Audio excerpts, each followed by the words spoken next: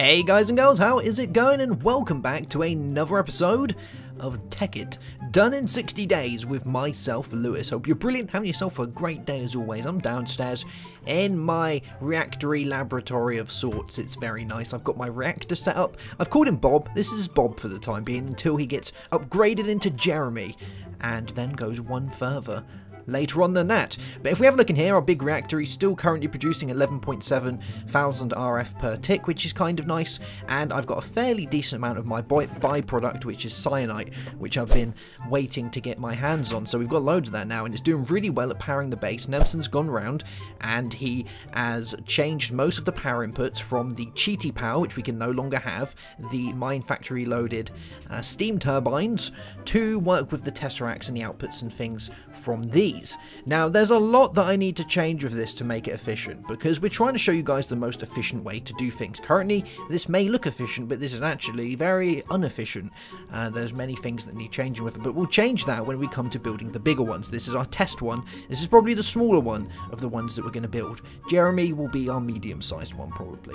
The main thing at the minute is probably power output and bits like that need to be changed around. So with this, you can remember that this is outputting 11.7 thousand RF a tick, or per tick, but the cables, these guys here, and these max inputs is 10,000 RF per tick on this guy, but the cables themselves, if we have a look, I think I've got some on me actually, let's have a little gander. The redstone, there we go, they can only transfer 10,000 RF per tick as well. So we're actually not transferring as much as we can, so we could put down another power tap on this side, and then we would be reaching max efficiency. But I'm going to wait until I do all of that for when we make Jeremy, and we'll move on from there. But if we're going to make Jeremy, and I was going to do it today, I was about to start recording, I planned it all out, and I thought, wait, it's not going to work. I need to do something first. I need to sort out the water, because this guy requires water, and lots of water. Lots of water. Depending on the size that you make it, depends on the amount of water you need to put in there as the coolant for the actively cooled reactor. Now, here comes the problem, which I've been playing around with some mathematical majiggery-jubes, trying to figure out what's going to be the best way of getting the water into this. And I want a way that is configurable so that I can change it if I need to change it.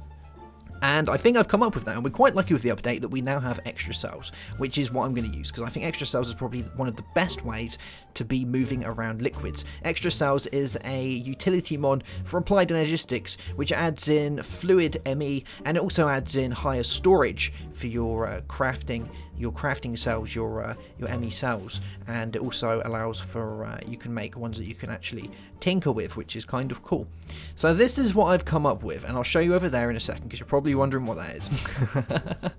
So, an aqueous accumulator from thermal expansion can put out this is all kind of guesswork, so I could be wrong, so I'm trying to get together with it here. An aqueous accumulator can put out around 25 millibuckets per tick. There we go. And remember that there is 1,000 MB in 1 bucket's worth, alright? And there are 20 ticks in a second, depending on your server lag. So if you're playing on a single player world, it's going to be about spot on. If you're playing on a server, your quarries running, things like that, a little bit of lag, you're going to have tick rate lag. And that means that you could be getting, if it's really bad, you could be getting like 10 ticks a second. It's the amount of times the information is sent back and forth basically in small little packets. So that is that. So that's 25 MB per tick, and then you have packets per tick and different things like that.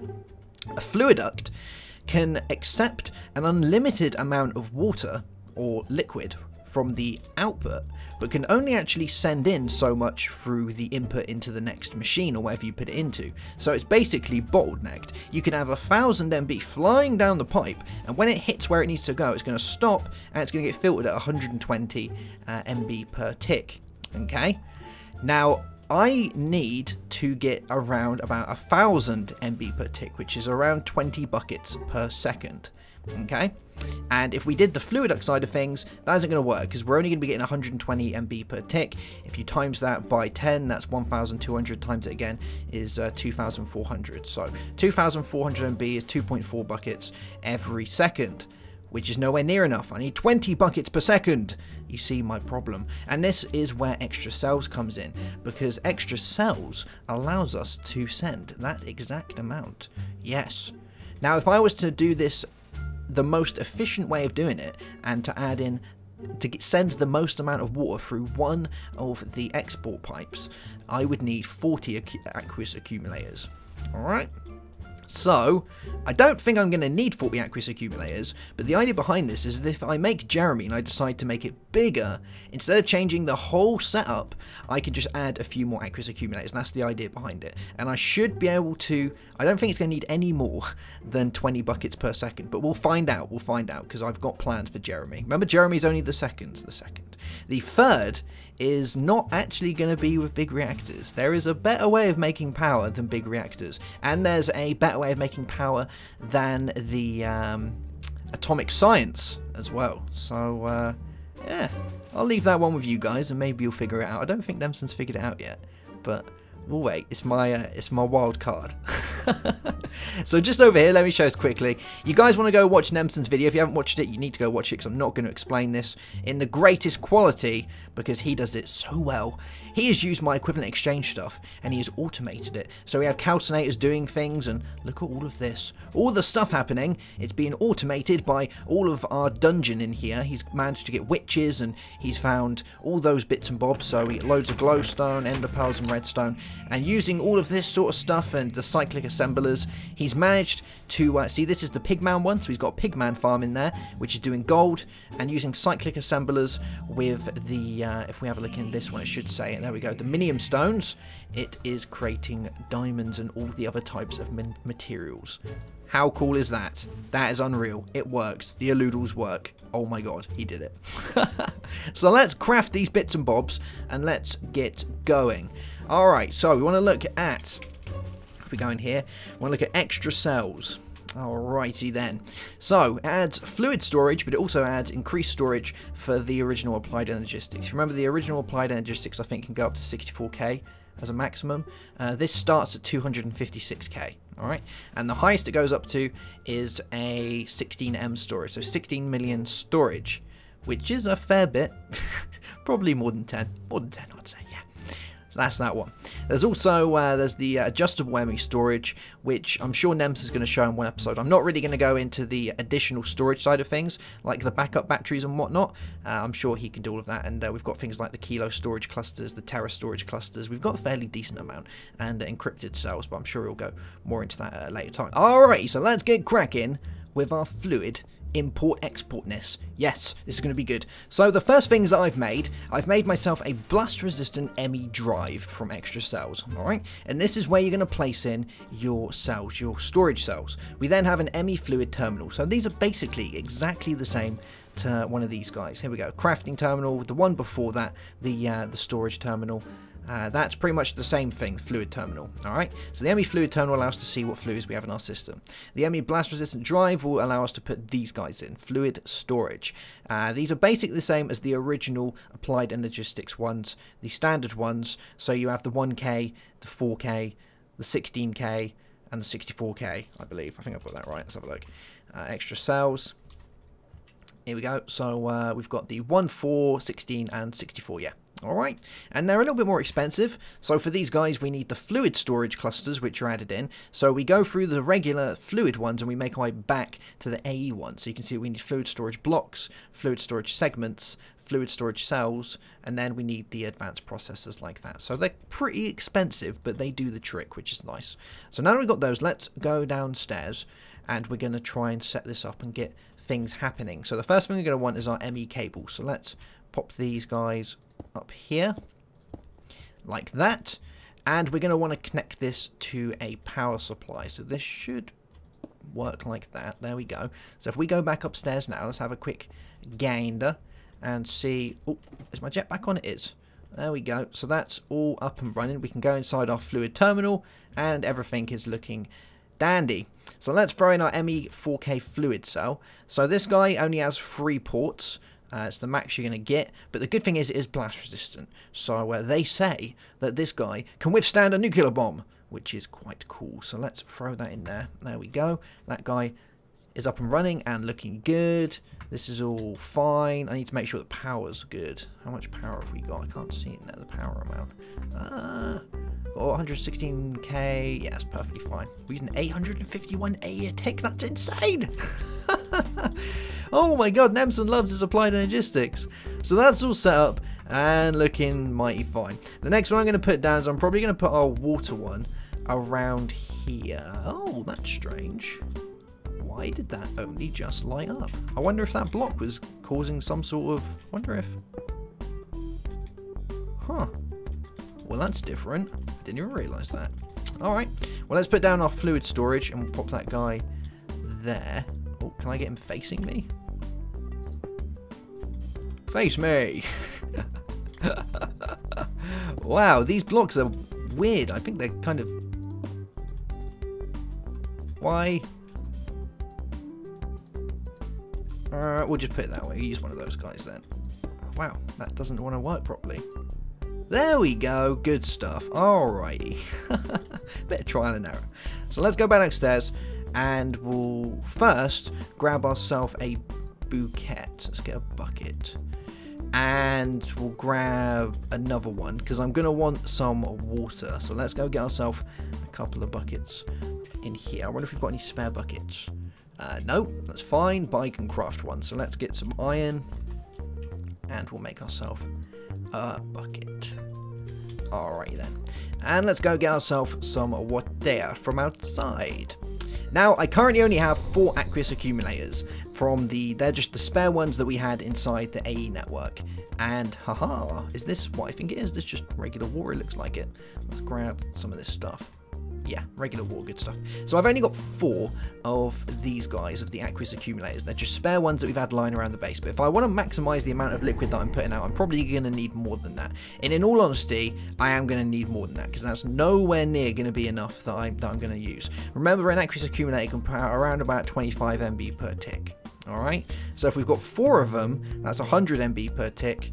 And in a second, that's going to be 2 buckets worth, because that's, what's that, 100 times 20 is 2,000, so 100, yeah, 2,000, so that's 2 buckets worth. That's nowhere near enough, because I need to reach the max of around, I need 20 buckets worth, so it's a fairly big difference, but here we go. Let's set this up and see how it does. So we'll put one there, we'll put another one here, one here, one here, and that should be just fine. Let's just dig around here a little bit so that we can get the most amount of liquid into these guys. So we'll have one there, and I'm probably going to want to set up a little infinite water supply around. Okie dokie, that's a little bit dangerous. I wish someone told me about that big old hole in the bottom. Wow, let's go grab ourselves some bricks so we can sort this guy out. Alright, so we want to just grab some bricks. Bricks. Stone? Cobblestone? Stone. There we go. Alright. There we go, some bricks. Alright. So let's go throw these downstairs. We'll cover up the giant hole that just leads to the end of all existence. Oh man, I made fancy bricks because I was thinking it'd be fancy down here, but it's not fancy down here. Damn. Alright, so we'll have that. Let's put another one here like that. And we'll do that. And that should be enough to do all of them, I hope. Probably. Alright, let's put down a little infinite water source.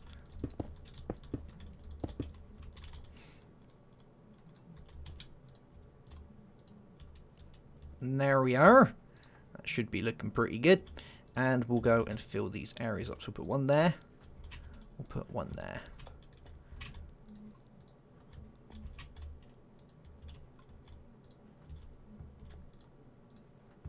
And one there. Alrighty then.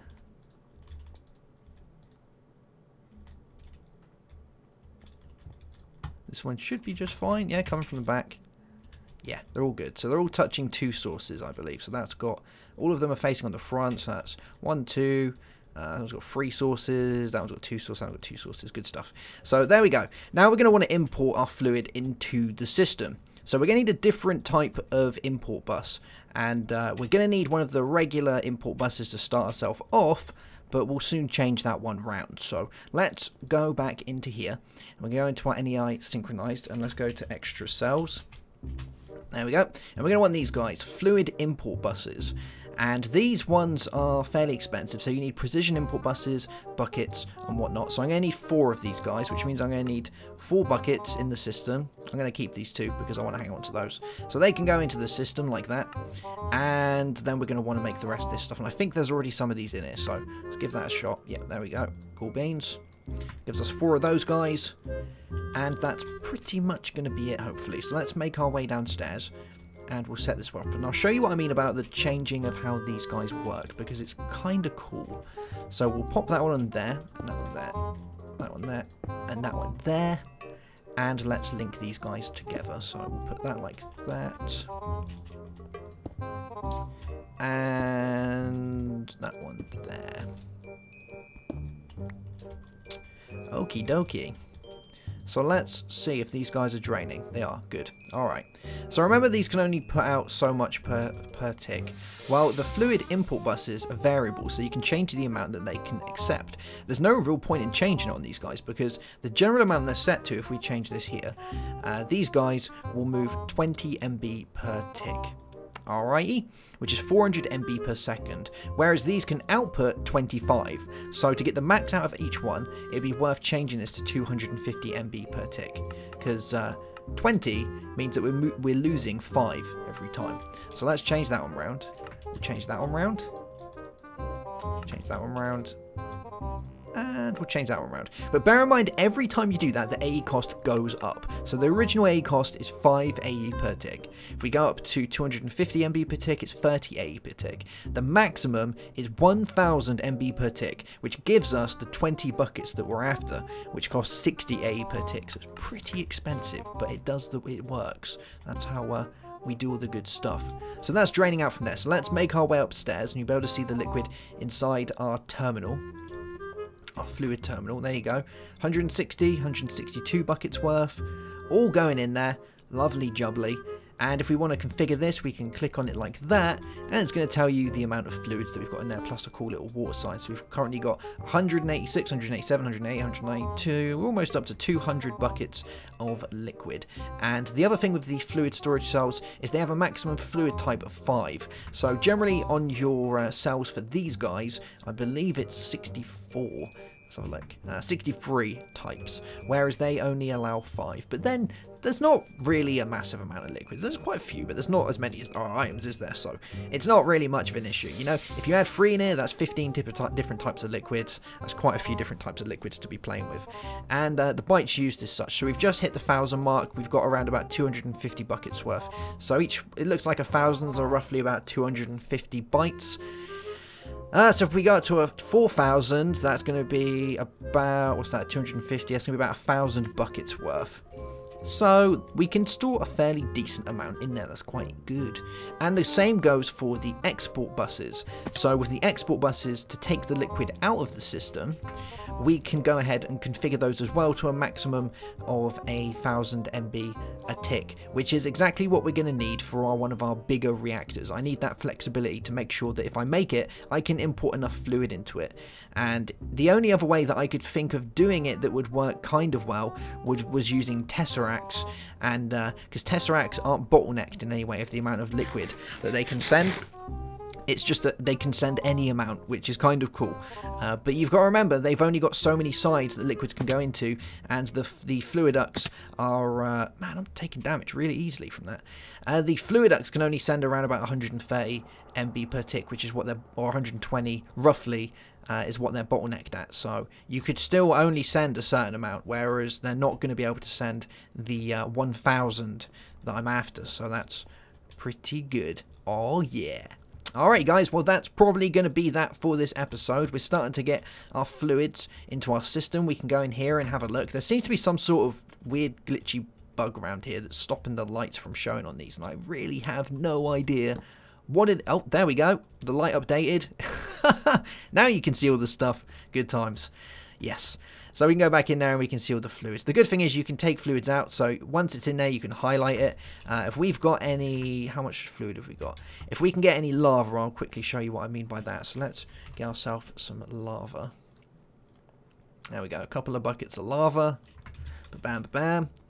And we can go into our system and we can import like that, so we can have lava in there. So you can see we've got 1000 MB, we've got that again. Let's put another one in there. There we go. Cool. So we now have 3000 MB of lava in there, and if we want to take them out, we can click on them. You can see they kind of get that border around them, means it's the one that we're highlighting.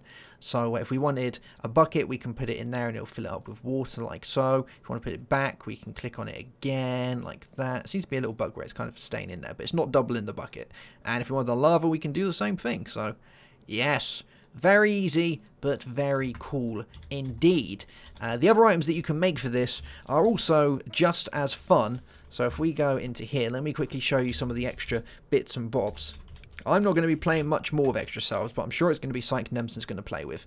So some of the other bits that you can make are the ME backup batteries, which hold a load more power than the applied energistics batteries, but they do need a redstone signal. We have the fluid export buses, which are exactly the same as the precision export buses from applied energistics. We have the fluid storage bus for reading storages but not accepting, and we have things like the fluid crafting chamber, which is pretty cool because you can use that to you can put, like you would put on top of the applied energistics ones. Let's go find these guys. So with applied energistics, we have the ME interface. It works basically the same as that. So you put in what you want it to do, and it will read things. So for instance, if we wanted to make ourselves some water cells from industrial craft, well, generally with applied energistics you can't do that because, you know, you can't use liquids, and even though we've got the liquids in it, it still wouldn't be able to craft them together because there is no crafting recipe that we can do on one of these to add liquids to it. Well, with that guy you can. So instead of putting the item in here, you put it inside the extra cells, one of those guys. You pop it inside your, where has it disappeared to? That guy, the fluid crafting chamber. It's basically one of these, but really small, and it just sits by itself in the corner, and you can put your drives in it, your cool little drives. So there we go. That's pretty much that, guys. Might go over a bit more detail in a later episode. There are a few cool things you can do with it, but I am ready to start working on my reactor. I'm going to go away, I'm going to crunch some numbers, I'm going to do some rhythmic stuff. I sound like I can't do it, but I can, don't worry. We're going to go away and do some of that, and I'm going to come up with Jeremy. Jeremy is going to be the medium reactor in line, and then we're going to make the largest reactor.